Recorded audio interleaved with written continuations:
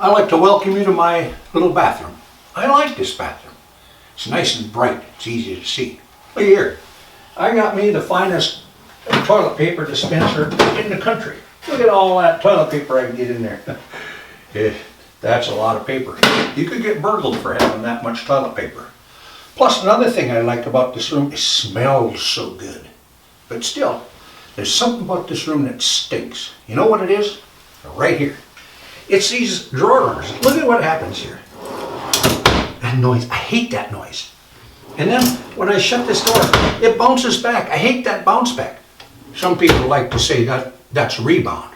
Well, I don't care what you call it. I don't like it. Too much noise, too much bounce back, too much rebound. Here's another one. Oh, well, you know why that is? It's because this drawer slide's been installed improperly. This is the #1 mistake that's made when installing ball bearing drawer slides. Now it ain't the fault of the drawer slide. It's installed improperly. This is a really nice KV drawer slide, and just the tiniest little mistake and you get that stuff.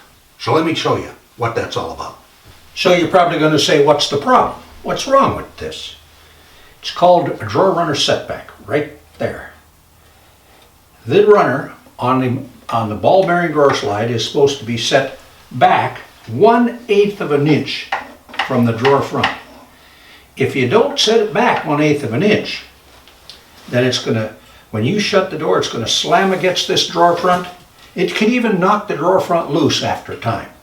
So what they missed is to give a runner setback right there, 1/8 of an inch, and this is for the drawer member, a 1/8 setback. Sometimes people even go worse than that. They don't put a setback here, but they do put a setback on the cabinet member, and that doubles the problem. So what we're going to discuss today is this runner setback for the drawer member, 1/8 of an inch. That's the mistake right there. We're going to fix it. Put an end to that bounce back stuff, man. So a minute ago we were looking at the drawer member and it didn't have a setback. Now we're looking at the cabinet member and sure enough, they got a setback right here, about a 1/16 of an inch. So that just compounds the problem with that bounce back. Here's the drawer slide. Isn't that smooth and nice? So it's a good drawer slide, but it's installed wrong. So we got to fix it.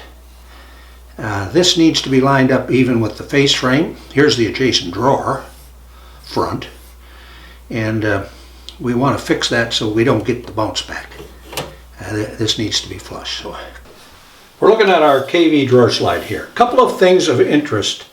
There is a drawer member and a cabinet member. Let me separate them for you. There's a little provision here. You can pull it apart. This end of the slide pinches on a drawer bumper back here. So that's the feature when it locks into that prevents bounce back. So the slide goes together and you have the cabinet member and a drawer member.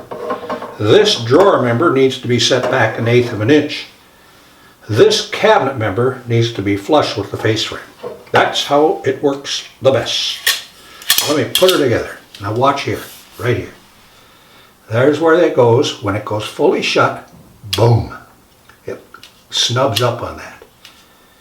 If you don't have your setback here on the drawer member, and if you don't have this flush to the face frame, then your drawer is going to go shut, and the front of your drawer, this piece here, is going to slam against the face frame and make all that racket, which we don't like. This is the drawer member. The drawer member needs to be set back 1/8 of an inch from the drawer front. And it wasn't. It was up there tight. So we're going to move it back. This is 1/8 of an inch spacer. It says there right on there, 1/8 of an inch. So I'm going to put that right there. Now I know for a fact that I got the 1/8 of an inch setback. And I'm going to screw it on there. I'm going to put in a hole here. There's one hole.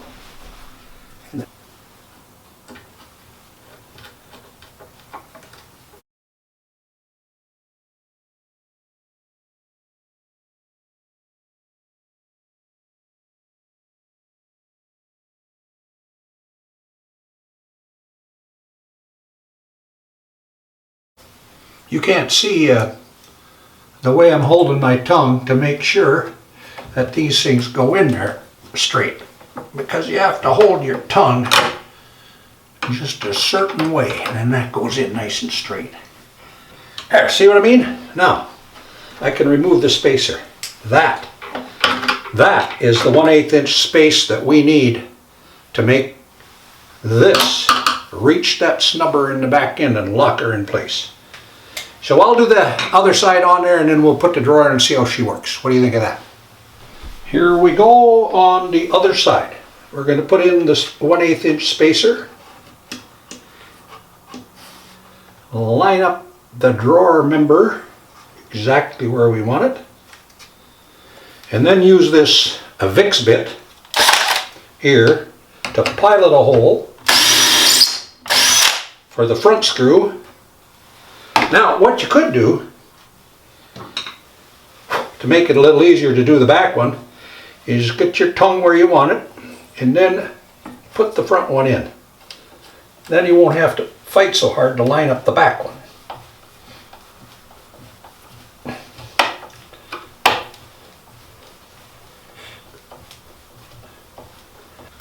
And use the Vicks bit, because this retracts.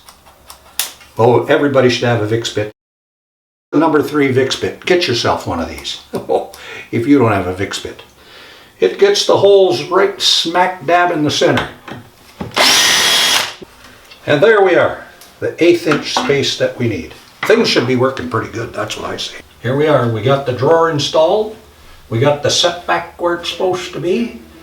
And remember this sound that I didn't like on there? Well, now, listen to this. Let's try this one. Oh, that is so sweet. You get rid of that stupid bounce back that's in these drawers. Oh, I don't know, where'd the bounce back go? Oh, I know, there's a towel preventing. Yeah, we don't like that. Yep, this here is pretty nice.